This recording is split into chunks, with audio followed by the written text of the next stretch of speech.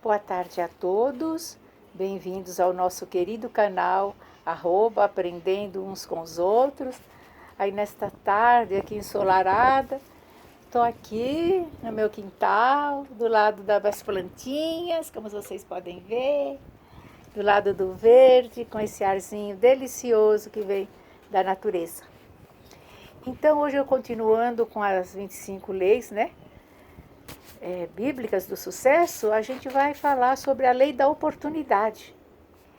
Vosso Pai que está nos céus faz que o sol se levante sobre os maus e bons, e a chuva desça sobre justos e injustos. A lei da oportunidade diz que todas as pessoas terão, ao longo de sua trajetória, oportunidades para melhorar de vida. Isso significa que, apesar de sermos afetados pela nossa origem social e econômica, pelo acesso à educação, pela cultura e formação social e familiar, todos podemos mudar nossa história. Se estamos satisfeitos, claro que não precisamos fazer nada, mas se não estamos, temos a possibilidade de alterar nossa rota. Essa lei não promete que as oportunidades serão iguais, mas que todos terão sua cota de oportunidades. Não podemos ser simplistas e dizer que todo mundo terá as mesmas chances. Não basta escolher ser rico ou bem-sucedido e pronto. Essas conquistas dependem de uma série de circunstâncias, algumas atreladas às nossas escolhas, que seja a situação, sempre haverá algo a ser feito para progredir. A felicidade, como muitos já disseram, não decorre das circunstâncias, mas de como você reage a elas. Na vida, é preciso lidar tanto com fatores ponderáveis quanto com imponderáveis.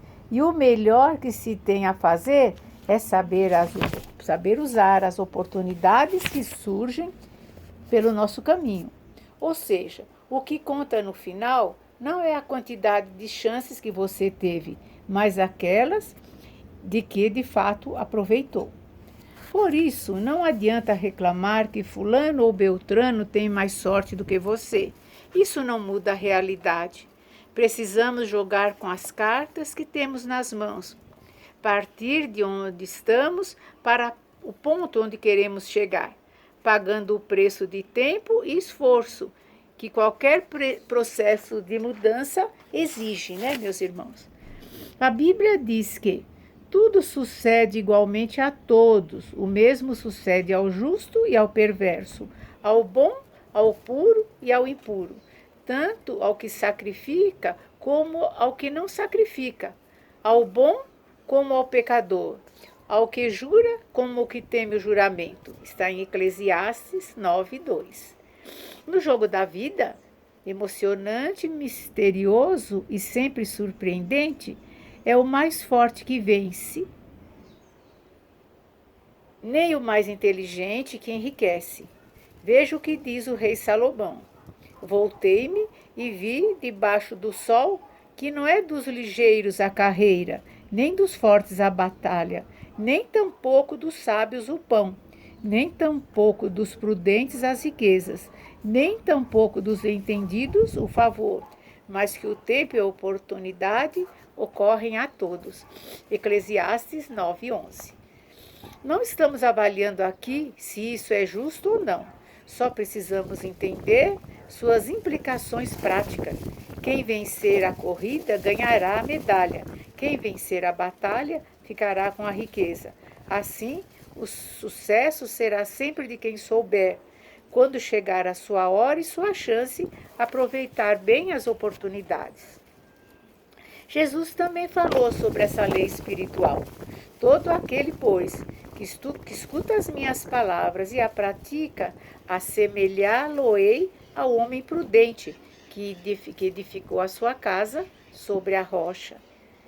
E desceu a chuva, e correram rios, e assopraram ventos, e combateram aquela casa, e não caiu, porque estava edificada sobre a rocha. E aquele que ouve as minhas palavras e não as cumpre, Compará-lo-ei ao homem insensato, que edificou a sua casa sobre a areia, e desceu a chuva, e correram os rios, e assopraram os ventos, e combateram aquela casa, e caiu, e foi grande a sua queda. Está em Mateus 7, 24, 27. Note que a chuva, os rios e os ventos vêm para todos, mas alguns possuem bases e estruturas sólidas, outros não. Alguns suaram a camisa para furar a pedra e fazer fundações mais seguras. Outros fizeram a opção mais fácil de construir na areia, fruto da lei da semeadura, que afirma que colhemos o que plantamos. Uns investiram na solidez e obtiveram a segurança. No entanto, a lei da oportunidade funcionou à perfeição, pois todos tiveram a chance de construir e a chuva também veio para todos. Esses ensinamentos de Salomão e Jesus alertam que as intempéries, as crises, as calamidades, as oportunidades, as mudanças de cenário atingem a todos. Contudo, algumas pessoas têm uma base emocional, intelectual, financeira e de relacionamentos para suportar as tempestades do mercado, e outras não. O sol nasce para todos e a chuva cai em todos. Uns se prepararam, outros não. E você está pronto para lidar com as surpresas da vida? Você já ouviu alguém dizer que o sol nasce para todos, a sombra não? É uma afirmação interessante, pois só se beneficia da sombra quem aprendeu a lidar com o sol, ou seja, quem fez por merecê-la. Montou uma barraca ou construiu um telhado. Até mesmo para buscar abrigo debaixo de uma árvore é necessário se mexer e ir até onde a sombra está. No começo do século XX, o empresário americano Andrew Carnegie contratou Napoleão Hill para pesquisar os denominadores comuns das pessoas de sucesso. Hill era bem jovem e passou 20 anos debruçado sobre a vida dos homens de maior sucesso da sua época, tendo estudado mais de 16 mil pessoas ricas e poderosas em busca do que elas tinham em comum. Entre os estudados estavam os 500 milionários mais importantes da época, como Thomas Edison, Alexander Graham Bell, Henry Ford, Elmer Gates, Theodore Roosevelt, George Eastman, Woodrow Wilson e John Rockefeller. O resultado desse fantástico trabalho foi apresentado em 1928, servindo de base para o seu primeiro livro, A Lei do Triunfo, lançado no mesmo ano. Antes da publicação, a obra foi submetida à análise de banqueiros, comerciantes e professores universitários, a fim de que verificassem se era necessário corrigir ou eliminar informações sem base prática, científica ou econômica. Nenhuma modificação foi proposta. Considerado um tratado sobre formação de líderes, o livro reúne as leis que as pessoas de sucesso seguiam consciente ou inconscientemente. Logo no início de sua obra, Hill conta uma história sobre o jovem pastor Gonçalo, que anunciou nos jornais de Chicago que daria o sermão: "O que eu faria se tivesse $1 milhão?" Curioso, o rei dos frigoríficos, Philip de Armor, decidiu ouvir o sermão, no qual o pastor traçou o plano de uma grande escola técnica onde os jovens aprenderiam a vencer na vida por meio do desenvolvimento da habilidade de pensar, em termos mais práticos do que teóricos. A conclusão da história é muito interessante. Depois do sermão, o Sr. Armour disse-lhe: "Acredito seja um jovem capaz de fazer o que diz. Vá ao meu escritório amanhã cedo e lhe darei $1 milhão do que precisa." Há sempre fartura de capital à disposição dos que podem traçar planos práticos para serem levados a efeito. Pode acontecer que uma pessoa não goste do trabalho que faz. Há dois meios de livrar-se dessa ocupação.